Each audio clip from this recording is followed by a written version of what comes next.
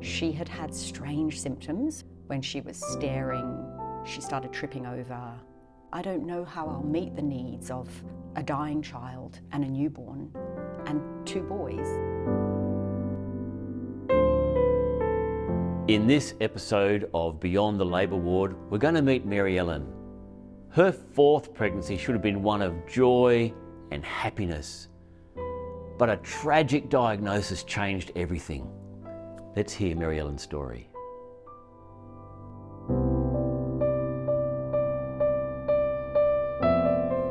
Thanks for coming and joining us today, Mary Ellen, and looking forward to hearing your version of the story that I have in my head, but I know there's much more to it. So let's just start. You found me when you were pregnant with your 2nd pregnancy, because I think I was looking after your sister-in-law. And where were you at the time?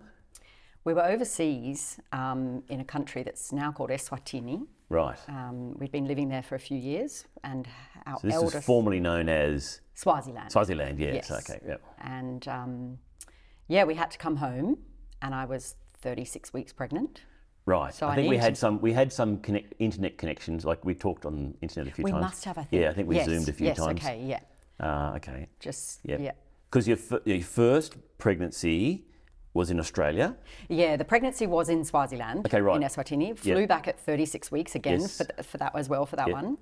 And had him in the public system. Yep. And You had a caesarean section. It was a caesarean.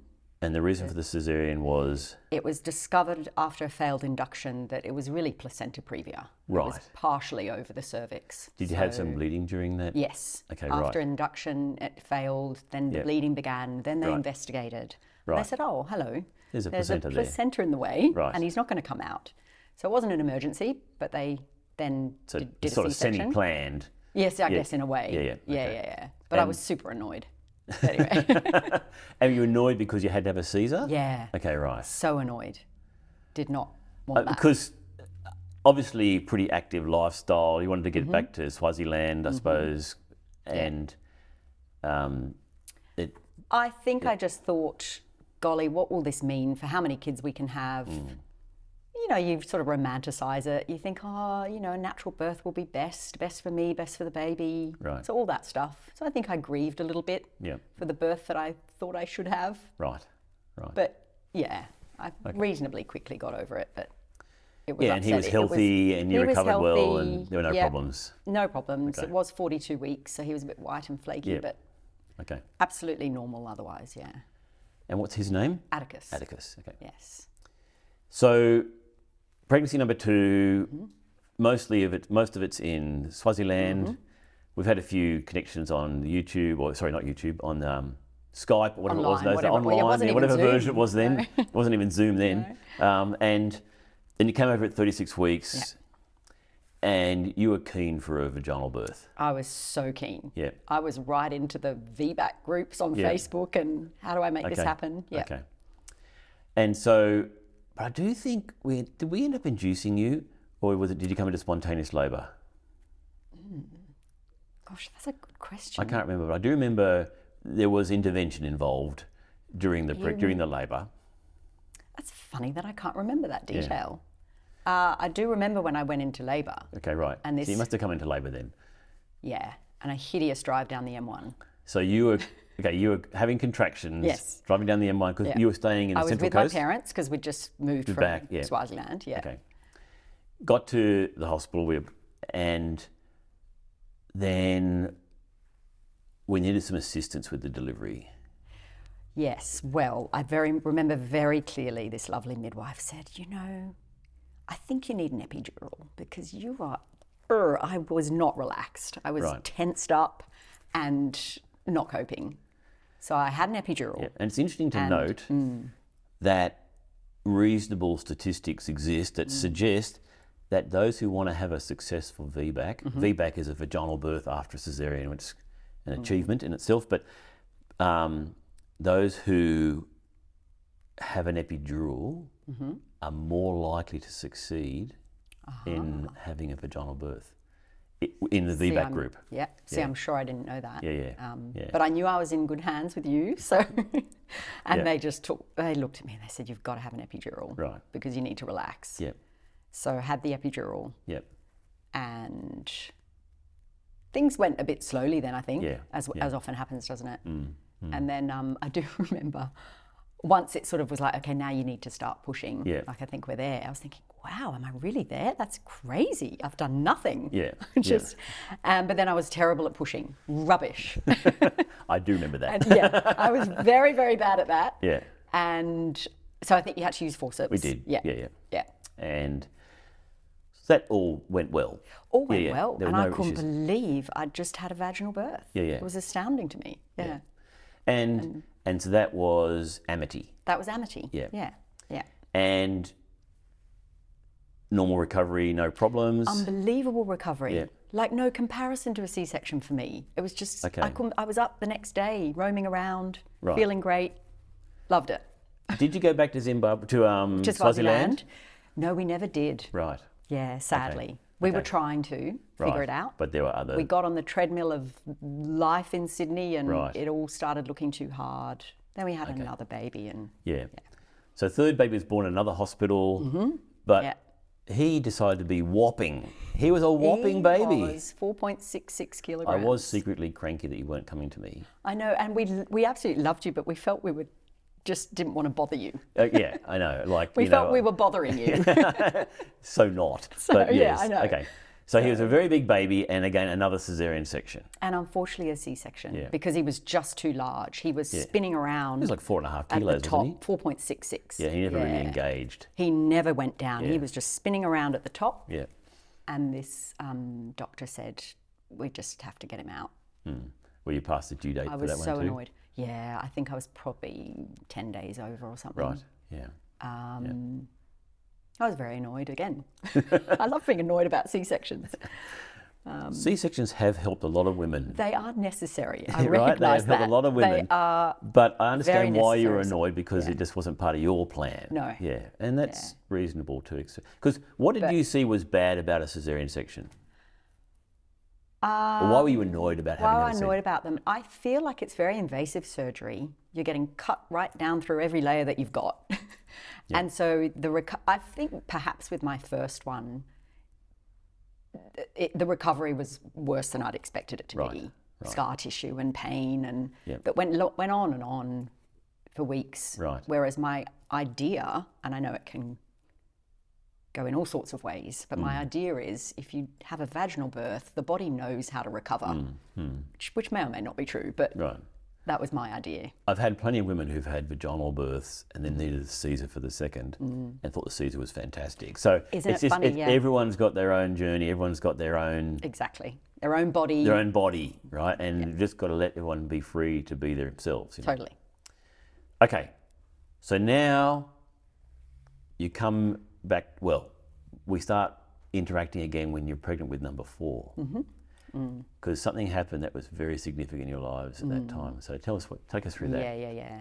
So I was 10 weeks pregnant with our 4th baby. It was an unplanned pregnancy, delightful unplanned pregnancy. But I was 10 weeks pregnant and I ended up in emergency with Amity, who was our second daughter that you had delivered. And how old was she then? She was nearly 5. Okay. She was a month off being 5. She had had strange symptoms for about, 6 months. But they were they were psychological symptoms mainly in the Right. main. So it never really turned physical until that weekend when she was staring, she started tripping over. And it got to the Tuesday after I missed an appointment with our GP and I said to the GP, I think I've just got to take her to emergency. So we went to emergency and after about 7 hours, we were finally seen by an emergency doctor who asked me a brilliant question. He said, because she looked fine. She hadn't walked that morning, but she was walking in the hospital. Her balance was all normal. Yeah. And I was thinking, if they send me home, I'll I'm be going to cranky. have to say You'll be- no. you're gonna- I will be super annoyed. You'll be annoyed again. I thought, I can't go home. I need to tell them I can't go home. And he said, what has she lost? And then all of a sudden, out came a long list of everything I realised she'd lost. Her athleticism, her adventurous spirit, her joyfulness. It was just such a long list. A lot of it quite vague. And he said that himself. He said it's a very vague list of things, but I'm going to call the CT guy back in. He's gone home, but I'm bringing him back in. So Amity got a CT scan that night at about 8 o'clock. The CT guy became the only other person in the world, apart from my husband, who knew I was pregnant, because he had to say, are you pregnant? Yeah. And so Amity had to go in by herself, Right. which she did with great grace. And that night, everything changed, because they came to me, the ER doctor said, he touched my elbow and he said, we've got to talk. And then he said, you've got to call your husband. I can't tell you what it is. You need to call him. He needs to bring a support person. And I'm getting the social workers in. So then... That's alarm bells, big time, isn't it? Big time. And then we're not going to talk about it in this room. We're going to go to the room with the couches. Because we want you to sit down on a couch. The room with the couches. The room with the couches. Yes. And you start figuring it out. Yeah. Like, okay. And then they bring the neurology people as well. And they said there's a lesion on her brain. I didn't know what a lesion meant. I thought because she had trauma to the brain that I don't know about. So I said, what's a lesion? And he said, oh, it's a tumour. So she had a very significant tumour in her brainstem. It's inoperable. There's no chemotherapy. There's simply no treatment. You can do a bit of radiation, but it's palliative. And she's got 9 months. And that was what they told us pretty much that night. Yeah. And you were And I pregnant. was 10 weeks pregnant. Yep. So about 4 days later, we were still in hospital because she had to get her swelling down and take steroids. And we then met the oncologist because they had to do more involved. MRIs. Yeah. And we hadn't met him for a couple of days. He had to think about things because they have to confirm what the CT scan told them. And they have meetings Exactly. with different specialties. They all put their heads together and say, what's the best treatment they can do? Absolutely. So they were having all their meetings and we were just waiting and we hadn't really had any discussions with them. And I remember he came then eventually, very quickly at the end of the day, no doubt he had tons of things to do, and he just said very quickly, yes, it's DIPG, a terminal brain cancer. She's got 9 months to live. And then he left. And we were left with the social workers. And I looked at one of the social workers and I said, well, I'm 10 weeks pregnant. So 9 months from now, what am I going to do? I don't know how I'll meet the needs of a dying child and a newborn and 2 boys who will no doubt be traumatized. I just looked at her and I said, what am I going to do? And of course, she didn't have an answer. She just commiserated and we went home wondering, what are we going to do? Yeah. So I think your sister-in-law, who I was also helping have babies, she'd had a few babies with me, she called me up and told me this story, and, you know, I just said, I'll look after Mary Ellen. I don't care if she misses appointments or whatever. She just comes whenever she can. We'll just look after you. Because, I mean, you weren't going to fit the normal pattern of come at this time, and this time. If Amity's suddenly got to go there, you just got to, you know, so I think we tried to make that as smooth a process as possible. Thank you. I don't know what, you probably don't even remember anything of the pregnancy. Isn't it funny to me, the pregnancy, yes, I do barely remember much of the pregnancy, but it was a very smooth pregnancy, thank goodness. Yeah. I didn't have to ever worry about it. There was nothing unusual, or it just sailed along. Yeah. And, you know, it was a gift, because in the midst of this catastrophe and this looming death of one daughter, I was getting another daughter. So I think, honestly, as weird as it sounds, it was a great pregnancy. Yeah. I think that's probably sounds shocking to people, that I could have a great pregnancy while I've got a child who's going to die within a year. But it just felt good. It just felt good to have life in me. And I knew we were also giving Amity something. Oh, yeah. Because she obviously understood that was baby in there. And, yeah, okay, right. yeah. She was 5, and then she ended up turning 6. But I remember going to where you sent us for the anomaly scan, and Amity and Rufus, our third boy, were playing on the floor, and the woman looked over and she said, "Do you want to know if it's a boy or a girl?" I said, "I certainly do." And Amity turned her head and she wanted to know, and she said, "It's a girl." And Amity was over the moon. She already had 2 brothers. Yeah, right. Yeah. So, Gets a sister. so she was getting a sister. And of course, I wasn't sure if she was going to meet her sister, to be honest. Some kids with DIPG have a very rapid decline. But a radiation oncologist had given me a little bit of a hint that Amity would probably go past the average Right. life expectancy, which she did. Yeah. And So now, this is the obstetrician in me now, technician. You've had a Caesar, a forceps delivery, then a Caesar, and I'm thinking to myself, the easy answer is just plan a Caesar. I thought, this woman cannot have a Caesar when she's got to look after a dying daughter. yeah, I just did not want you to have a Caesar. And Thank you. I know. It sounds really strange, but I just felt like it wasn't, I wanted to do everything I could to help you have a vaginal birth. Yeah. I think we ended up inducing you for that one because, did you come into labour? I can't remember. I just remember the actual physical delivery. I don't remember that bit of it, you know. I wish my husband would remember. Yeah. But Sure. Yeah. you proceeded through the labour and you got to fully, and again, you couldn't push. Okay. Is that right? Isn't You don't remember that interesting? you couldn't push? I do remember I was rubbish. I thought I was just rubbish the whole way through. Isn't it interesting? I hate C-sections, but I'm no good at vaginal births. Yeah. And I don't think you had any pain relief for that, No, I didn't. Yeah. I didn't have an epidural because I asked for it. but it was too late. It was too late. And I do remember screaming Yep. and scratching. I was scratching Jackson's chest almost till he bled. And people are going to think I'm the most mean obstetrician, but I just felt like the quickest solution for you was to just deliver that baby. Yeah. And although, thinking, so basically we did another forceps delivery. Was it forceps again for Georgia? Oh, God, see, I didn't even know that.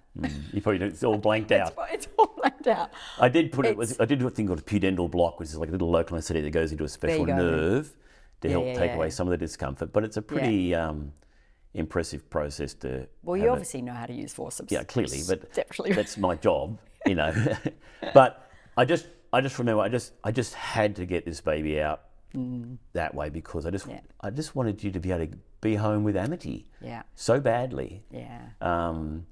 And I think you left the hospital the next day. I think, You're out of there. We were, yeah. And everything was fine.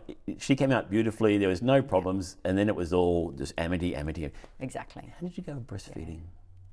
Breastfeeding was fine.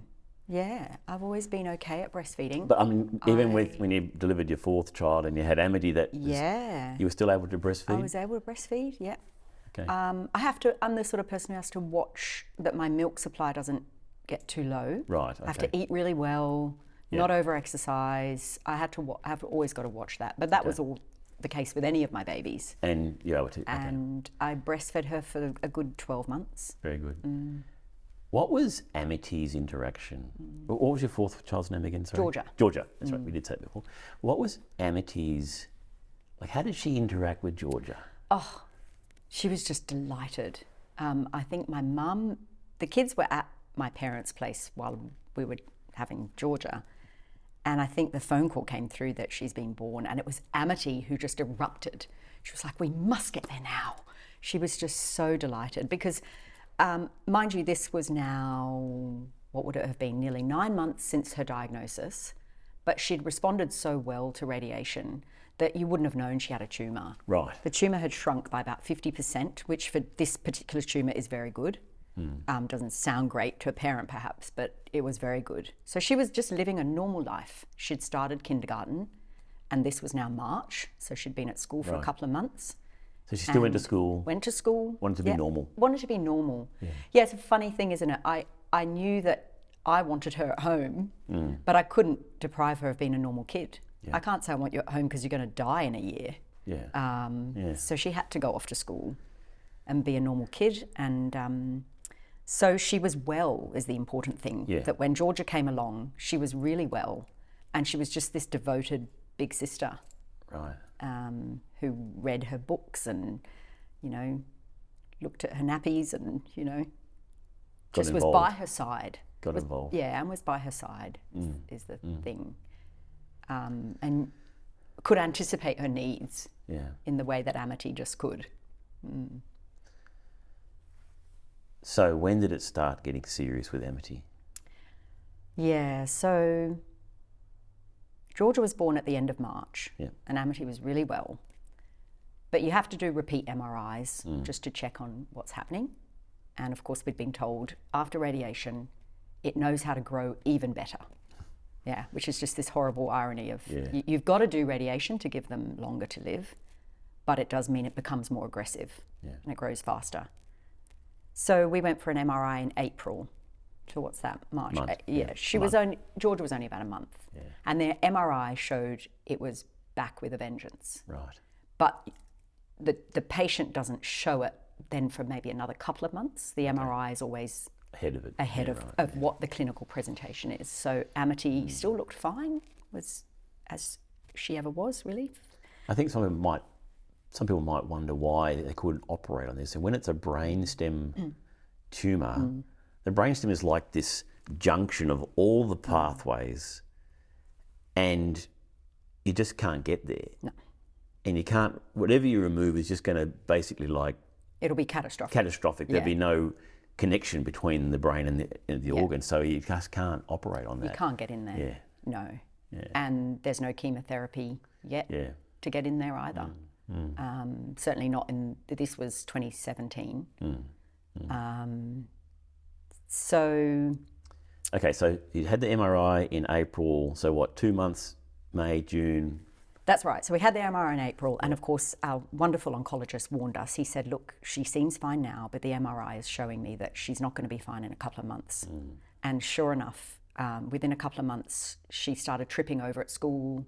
She couldn't partake in the PE lessons because her gait was too unsteady. Yep. She was very tired. And what year was she in at this stage? Kindy. Still in Kindy, yeah. She'd only started that year. Right. And been diagnosed the August before. Right. The preschool year before. So we actually, Jackson had been, of course, as a devoted father does, making sure that no stone is left unturned. He'd been beavering away looking for all the options there are around the world, as you do. He Mayo had this Clinic and this, that, briefcase that he'd lug into the oncology unit, and the oncologist would be very kind and say, Jackson, it's getting bigger and bigger every time I see you, and feeling like, what's the point? But he knew Jackson needed to do it. Yeah. So he was doing that. But actually in the course of him doing that, he found out that there was a practice in Europe and America to do repeat radiation on some DIPG children. And it was proving to give some kids 4 to 5, 6 months of decent living on top of what they would have had anyway. And Amity was due to turn 6 in September, and Georgia was so very little. So we did end up doing repeat radiation. It was one of the first cases in Australia, I think, where they allowed another round of radiation. Yep. She did that in the July, and she got another good, decent 3 to 4 months of not thriving by any means, but Did she go back to school? joyful and happy. Yes. So I would say she did term 1 and term 2 fully. Term 3 was now patchy. Yeah. She needed to do half days. The teacher, I had her mobile phone, she had my mobile numbers, and she'd just text me and say, Amity's had enough. Yeah. And I was at home with Georgia, so I could always get there. And then by term 4, she was fully at home. Yeah. And by this stage, Georgia was, 6, 7, 8 months perhaps. Rufus was a little 3-year-old, and the older brother Atticus was in year 3. And so the funny thing with DIPG is, funny, but it's the terrible thing is that you don't need much exposure to the medical system because you're dying. Yeah. She never was in hospital. She was in hospital when she was diagnosed, Right. just to get the swelling down. She never had any real contact with the hospital other than the radiation and a few MRIs. Just as an outpatient treatment. An outpatient. And because you're an outpatient, you're not really then you can't access a lot of support that you can access when you're an inpatient. Right. So there wasn't, all we could do was really just be at home and wait for us to need the palliative care team. And so that's what we did. So Amity just slowly, over the weeks and stretched into months, I guess, she had to just watch herself lose her abilities. Like she would sit up on the floor to draw and then just tip over. And as Amity was good to do because she was such a funny girl. She'd then laugh about it and say, "Watch what I can do," and she'd try to reenact the tipping over. But of course, she was tipping over because the messages that have to get through the brainstem were not getting through. Yeah. And then she loved to draw, but slowly her ability to grip her pen faded and went, and then her foot would drag until the point where she couldn't actually stand. She had to shuffle along down the corridor on her bottom and occasionally tip over. And this just sort of played out over weeks and weeks as she slowly just ended up on the couch permanently or being carried to her bed. Right. So this was now, she lost the ability to walk at the end of November. Right.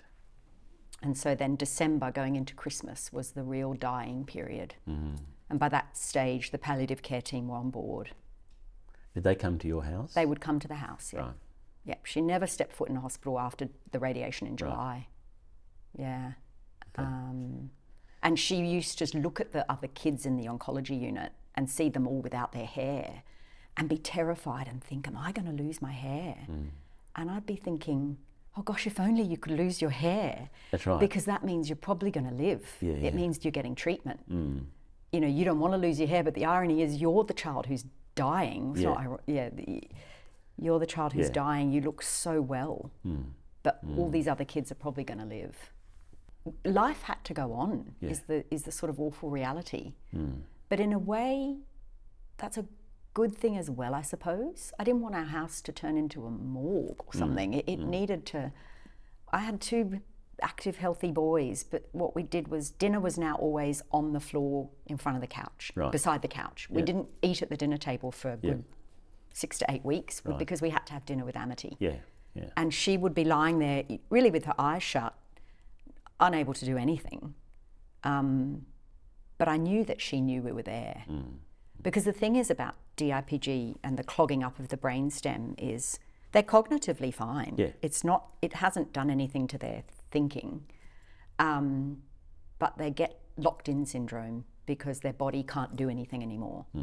But every now and then, she would just, by the sheer determination or just willpower, manage to do something. So one day she hadn't spoken all day, and we'd been coming and going and, you know, painting her nails, and the boys are driving their cars up and down next to the couch and trying to be very near her. And Georgia might be banging on her legs and whatnot. And then it was the end of the day, but we haven't heard her voice all day. And Georgia picked up something little, like a marble or something, and I was in the kitchen and I said, oh, Atticus, quick, Georgia could put that in her mouth. Can you quickly do a swap with an object that she should hold? And Atticus was sort of trying to figure out what can he get to do this quick swap. And Amity yells out, a spoon, at the top of her voice, because she just knew my sister can do with a spoon. So Atticus rushes to the kitchen, gets a spoon and does this seamless little trade of the objects. And it just showed me that she was there. She was totally aware of her surroundings. 100%. And so we needed to make sure we weren't, that we were factoring her into our daily life, but also sort of living as well. Because how old was Atticus then? He would have been, what, he was 6 or 7? 9. 9, so he was probably at school. And And Rufus was 3, but he turned 4 in the December. So tell us about the night or the day that Amity actually went. Well, it was sort of a long time coming in a way, because children are so healthy. She was so fit and healthy, other than what was in her brainstem. So the nurses had said in mid-December, they said she's going to die any day. Right. But she didn't die until the 11th of January. Right. And so we went through Christmas. So Christmas got reorganised because we were not leaving the house. In fact, I think everyone came to our house. And then we went through New Year's Eve, and she was, you know, still with us. And then we just surrendered, because I remember Jackson and I at one point sort of thinking, she just has to die. This is agony. And then we just let that go and said, you know what? We've got her. Let's love her. Let's stay close to her, and when it happens, it will happen. And then on the morning of the 11th, we woke up and the habit had been, Amity loved her bed and she was in a room with her brothers. And she was on the bottom bunk and Atticus was on the top and Rufus was in a little toddler bed in this tiny little room. It was very tight. And I still was breastfeeding at night. So I had Georgia in our room. And the habit was that Jackson dragged a mattress in every night and wedged it between the toddler bed and the bunk bed. And that was where he was all night, so that there was someone next to her. So Amity was still sleeping in the boys' rooms? Still sleeping in her brother's room, because we just knew that's where she would want to be. She was very particular about her bed and being in her bed and having just her normal sleep environment. Yeah. And I hope we got that right. We don't know, because she stopped talking just before Christmas. She stopped being able to articulate anything. But Jackson was in there with her, and we got up that morning and we noticed that her breathing was different. And we'd been warned, her breathing will change and that will be the sign that you've probably only got hours left. So it's funny what you do when you're in this incredible, insane moment of utmost stress. Yeah. We'd planned that day for Atticus to go out with his great-grandma to take some photos for a photography competition. Right. So she came to pick him up and off he went. Yet we knew that this was her last morning, but it was what we'd planned. It's funny how you look back on these days and think, what were we doing? And then, but we took Amity out of her bed, because this was the habit. We would take her out and start the day, put her on the couch and undress her. And I skipped the dressing that day. I just thought, it's too much now. She can just stay in her pajamas. And the nurses turned up as usual, but we said to them, I don't think you need to draw up any more morphine. It's going to be her last day. But isn't it funny, they also were struggling. And so they sat down and drew up more morphine. Because they wanted to do something. We wanted to do that. We thought they would just turn around and leave. But they couldn't leave. So they're busy drawing up more morphine. I'd promised Rufus a trip to Vinnie's to look for some little knickknacks. So I go off to Vinnie's. Unbelievable. It's the funny things you do when you're facing something unfathomable. And I'm off at Vinnie's, and I just dawned on me, what am I doing here? My daughter's dying. So we hot-footed it back home, but I'd already got a call from Jackson saying, you need to come back. And that was the most stressful drive. White knuckles, Rufus in the back. We get home, nurses are still there, and I didn't really want them there, as lovely as they were. So through gritted teeth, Amity's on the couch, Jackson's on this side, I'm on this side. I think I was breastfeeding because Georgia needed a feed. The boys are off, sort of, Atticus had come back by this stage. They were keeping at a distance for obvious reasons. I think it was just too intense, too much. And I say through gritted teeth to Jackson, can you just tell the nurses to get out of here? So it was very stressful, because Jackson and I were then at each other. As you do, you just start being at each other. I remember we had an argument and I wanted him to take Georgia, and because it was just, you think that you're going to do those final moments in some beautiful vigil, but it just wasn't. It was just a mess. Crying baby, arguing spouses, boys hiding in another room, nurses that we didn't want there. It just was all messy. And in the end, she took her final breath and I was there with her. But because of all the stresses, in a way I wasn't there with her. And it was just me and her, because Jackson had gone off to do something for Georgia. And the boys weren't there because they were watching a Steve Backshall Deadly 60, because that was keeping them safe, I suppose. So it's funny that the final moments that you sort of wish would be very special and precious didn't really, it didn't pan out that way. But I was there. I was there holding her hand. And so she was just in a normal household. The house, that was just normal life. Exactly. Normal life was just playing out around her. Yeah, while she died. While she died. funny, like just sort of,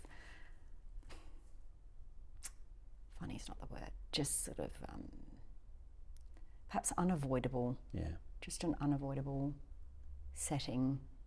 Of course, once she died, the boys came, you know, we said, Amity's died now, she's not breathing anymore.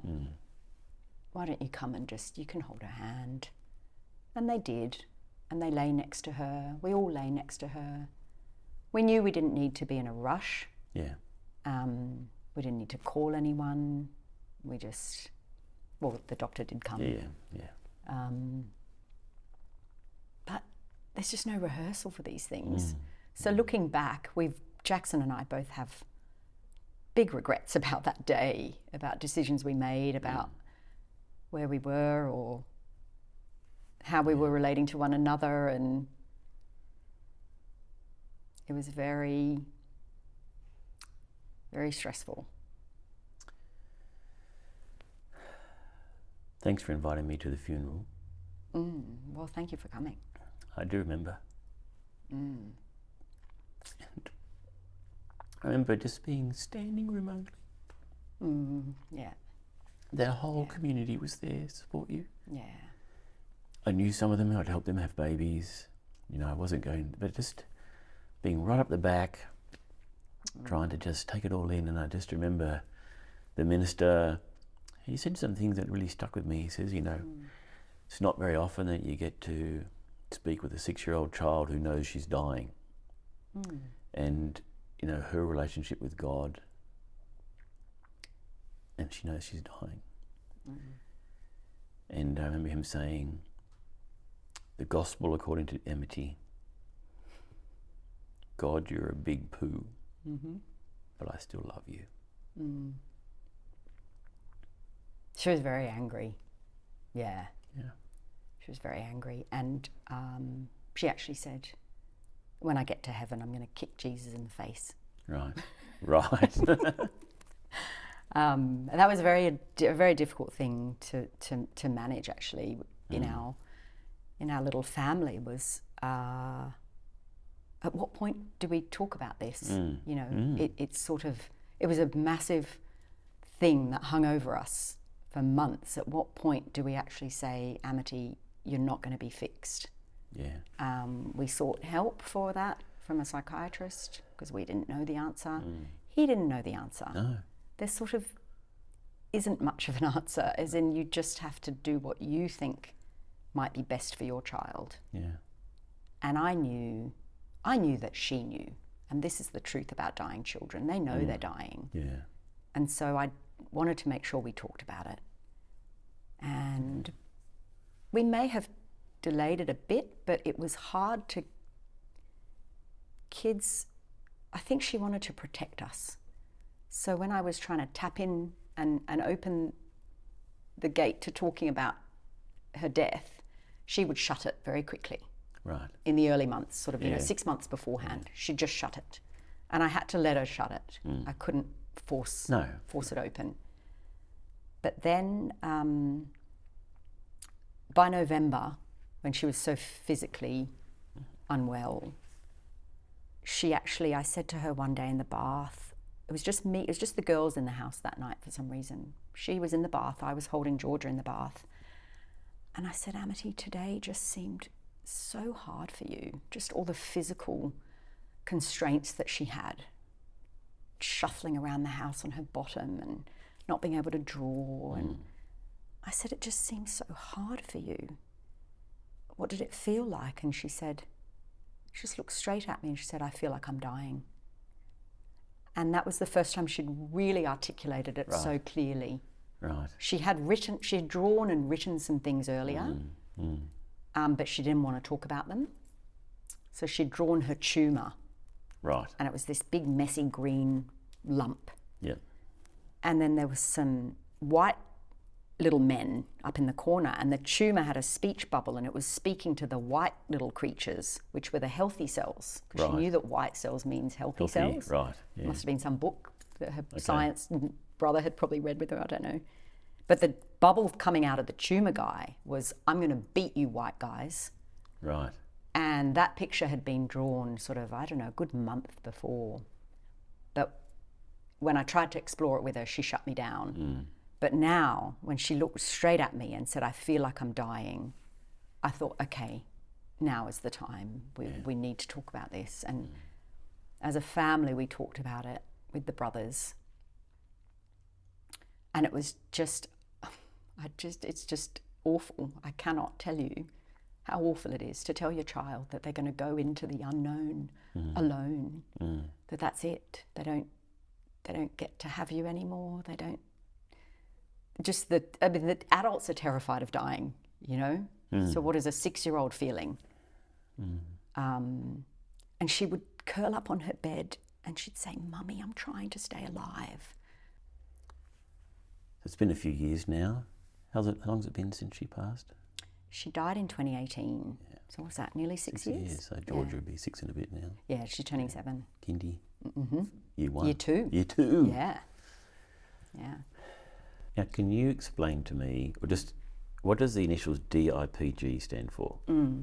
It's diffuse intrinsic pontine glioma. Right. So it's a glioma, Yeah. which is a type of Brain cancer. tumour cell, Yeah. brain cancer. Yeah. It's pontine because it's in the pons, which is the brain the stem. brain stem. It's intrinsic, which I think Can't be separated. exactly. It's all meshed in and it's diffused. It's like and when I heard those two first words, diffuse and intrinsic, I thought, well, if they mean what I think they mean, well, that's horrific because that means it's there to stay, which is true. Yeah. Until we donated the tumour, and then they pulled it out, and that was great. So she had an autopsy. She did. Okay. So I didn't mention the day she died, we had this big question of when do they need to pick up her body for the lab?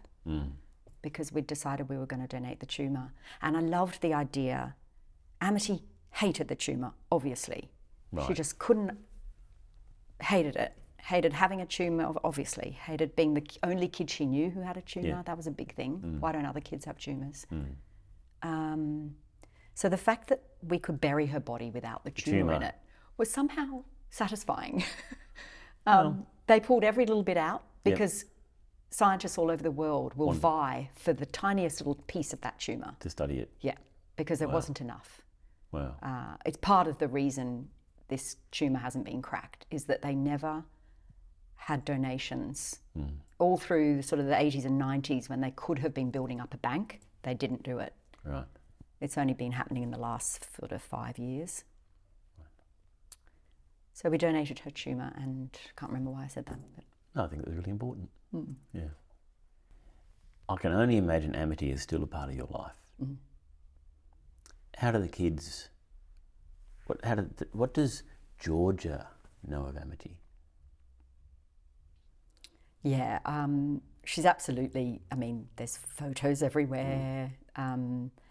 We've got all her drawings and her writings up on the fridge, and at one point, I wonder how the boys will look back on this, just immediately after she died, we put up a memory tree on our living room wall, Right. which was this big colourful cardboard tree with these giant leaves, and everyone who knew Amity wrote a memory of her on the leaf, and it got stuck up on the wall.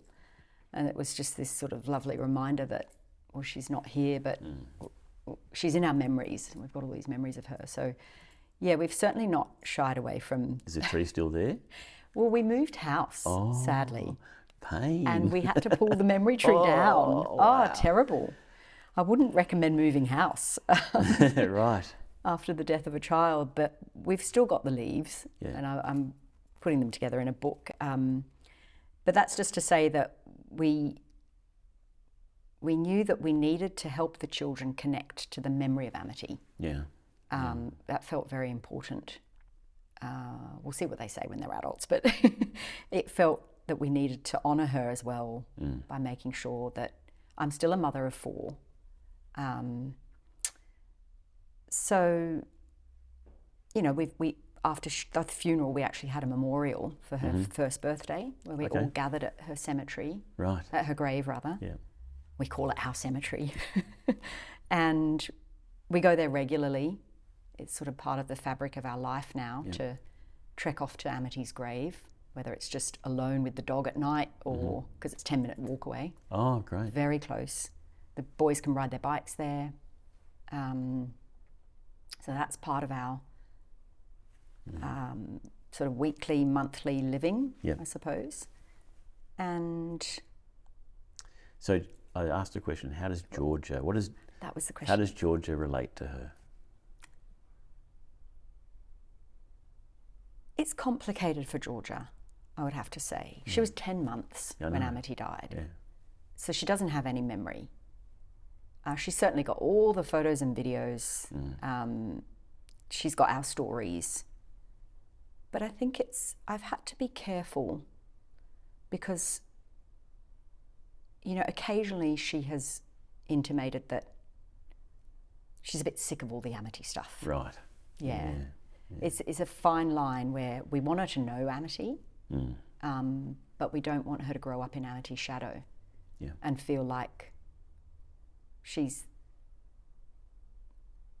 perhaps less loved because she doesn't have a memory tree or, you know, it's a difficult thing when you're raising children who've lost a sibling to make sure that you honour and remember the sibling, but you don't make the living siblings feel like they're loved less. And I don't think we've always got it right, is the truth. It's still playing out. Absolutely, your kids are still growing. They're still growing up. And it's different for each child. Yeah. Each child has different needs and different methods. So it's very difficult. But certainly Amity won't be forgotten. No. And I certainly won't forget it. I am. Thank you so much for coming today, sharing your story. pleasure. Thank you. Thanks, Peter.